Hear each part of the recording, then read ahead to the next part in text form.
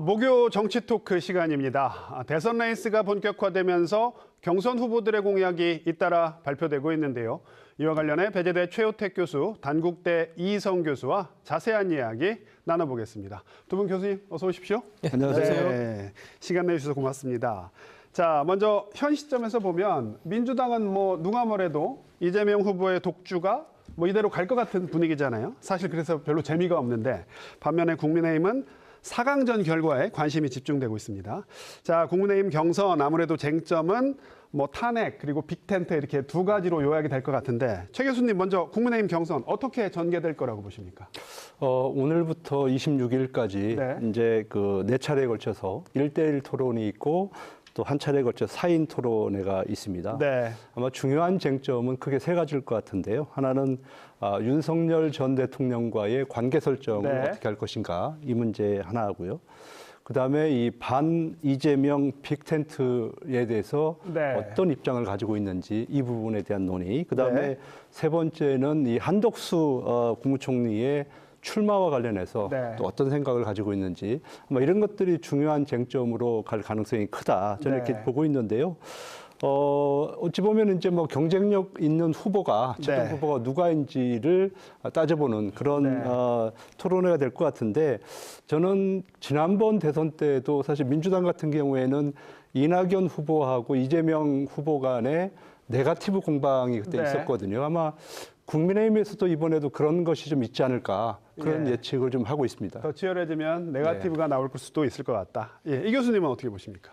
네, 말씀하신 대로 지금 뻔한 그 경선 결과가 나오면 흥행에는 도움이 안 되는데 네. 이번 4강을 보니까 이제 안철수 후보가 네. 진입을 하면서 뭔가 좀 흥미성을 네. 끌어올리는 그런 역할을 한 것 같습니다.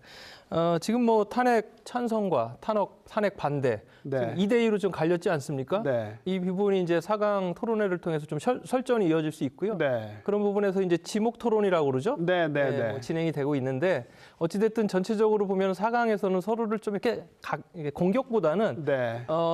좀 더 이렇게 서로를 이렇게 띄워주면서 2강 체제에 대한 좀 대비를 할 수 있는 네. 이합집산이라고 봐야 되나요? 그렇죠. 예. 그런 토론도 좀 예상이 되고 있습니다. 예. 아무튼 지금 어찌됐든 지금 국민의힘 지지층에서 안철수 후보를 선택을 하고 나경원 후보를 탈락시켰다라는 것은 네. 윤석열 전 대통령과의 어떤 절연을 해야만이 그래도 선긋기. 본선에서 네. 어느 정도 경쟁력을 가지지 않냐 좀 합리적 판단을 하고 있다. 이 부분이 이제 4강과 2강에서도 이어질 개연성은 좀 높습니다. 본선 진출은 누가 할 거라고 예상하십니까? 저는 개인적으로 보면은 지금 현재 안철수 의원이 후보가 들어갔다라는 거는 이런 합리적 판단을 하는 국민의힘 지지층이 꽤 많다라는 것이고요. 네. 그렇다고 한다면은 본선 경쟁력이 아무래도 윤석열 절연 탄핵의 강을 넘을 수 있는 한동훈 후보 쪽으로 가지 않을까. 한동훈 후보가 가장 유리하지 않을까. 그렇습니다. 자, 최 교수님, 한덕수 권한대행 얘기를 안 할 수가 없잖아요. 네. 여전히 침묵하고 있는데 오늘 시정연설 나서는 걸 보면 저 양반 출마를 할 수도 있겠다 이런 생각이 들기도 하는데 자, 한덕수 권한대행 어떻게 나올 거라고 보십니까? 어떻게 보십니까?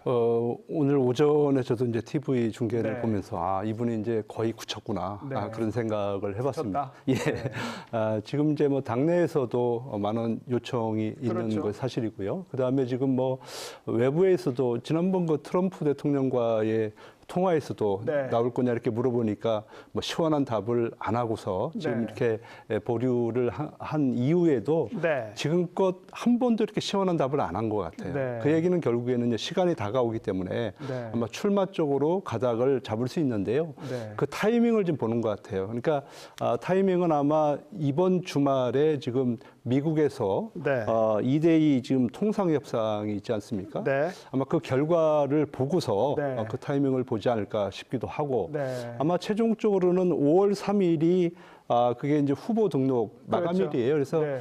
다음 주 중에는 아마 그 입장을 분명히 밝힐 것인데 제가 그렇다면 봤을 때는 그렇다면 지금 국민의힘 경선이 진행 중인데 예. 경선의 최종 승자와 한덕수 권한대행이 어떤 합의를 이뤄내는 이런 모양새로 나올 그럴 것이다. 가능성이 크다 이렇게 보여집니다. 예. 이 교수님 어떻게 보십니까? 지금 후보 단일화 한덕수 후보랑 후보 단일화 하는데 그 4강이라고 하는 네. 면에서 이제 김문수 후보만 좀 그 부분에 대해서 네. 할 수 있다라고 했는데 오늘 이제 홍준표 후보까지도 네. 단일화 노선이 좀 변했죠. 그러면서 빅텐트 얘기도 했습니다. 열어놓겠다. 그건 이제 한덕수 권한대행이 출마의 기정 사실화로 저는 읽히고요. 그러면 시기가 언제일 것이냐? 사퇴 시점에 마지막 국무회의 네. 29일이 될 가능성이 굉장히 높습니다. 네. 이달 29일에 한덕수 권한대행이 출마 선언을 할 것이다. 저는 그렇게 예측하고 있습니다. 두 분 다 나올 걸로 보시는군요. 예, 그렇습니다. 예.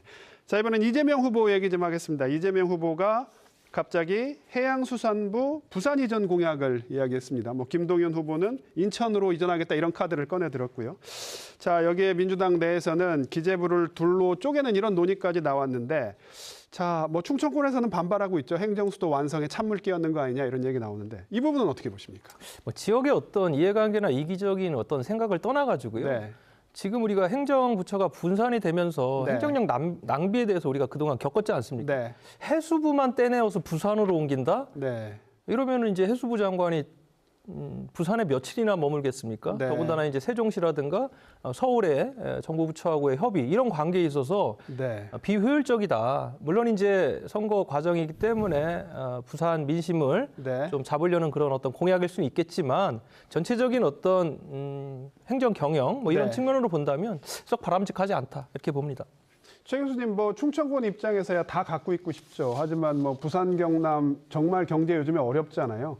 해수부 정말 필요하다. 그쪽의 목소리도 굉장히 큰데, 자, 뭐 세종에 다 모여야 하는 건 과한 욕심 아니냐 이런 뭐 충청권을 제외하고요. 이런 목소리도 분명히 있습니다. 이 부분은 어떻게 보십니까? 사실 대선이라고 하는 것은 네. 이제 미래를 걱정하고요. 미래를 설계하는 것이거든요. 네. 근데 지금 이제 큰 그림을 그려야 되는데 네.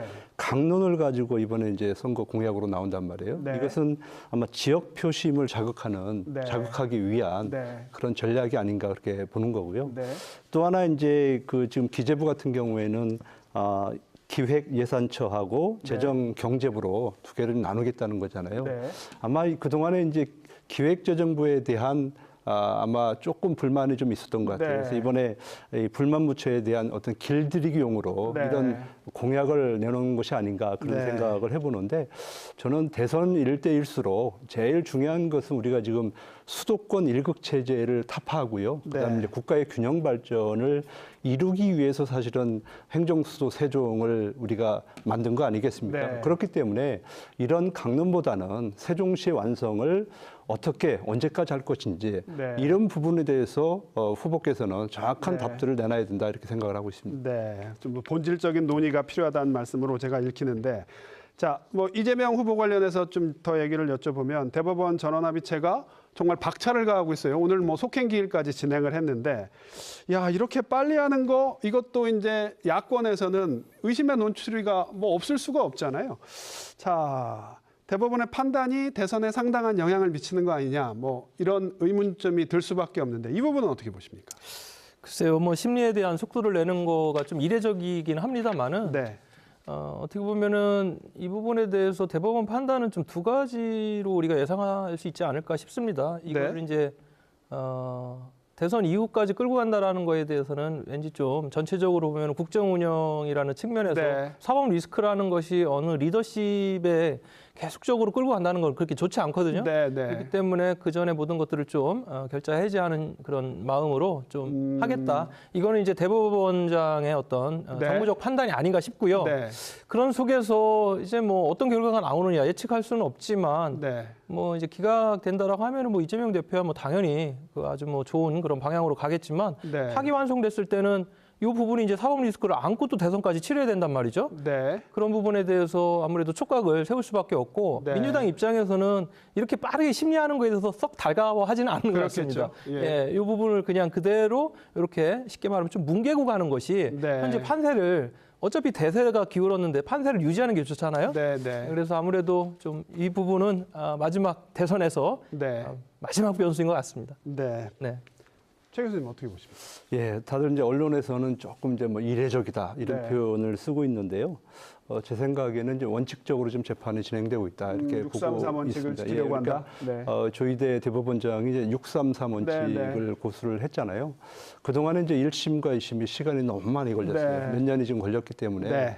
아마 이번 대선에서 이 문제를 해결하지 않고 만약 네. 대선을 치르게 된다면 네. 또 이재명 대표가 만약 후보가 대통령에 당선이 된다라고 한다면 네, 네. 사법부도 질타를 많이 받을 것이고요. 네, 네. 그리고 앞으로 5년 동안 이 문제가 네. 계속적으로 아마 야당에서는 문제를 삼을 거예요. 그러면 그렇죠. 앞으로 예. 5년 동안 국정이 혼란스러운 문제가 생길 수 있기 때문에 네, 네.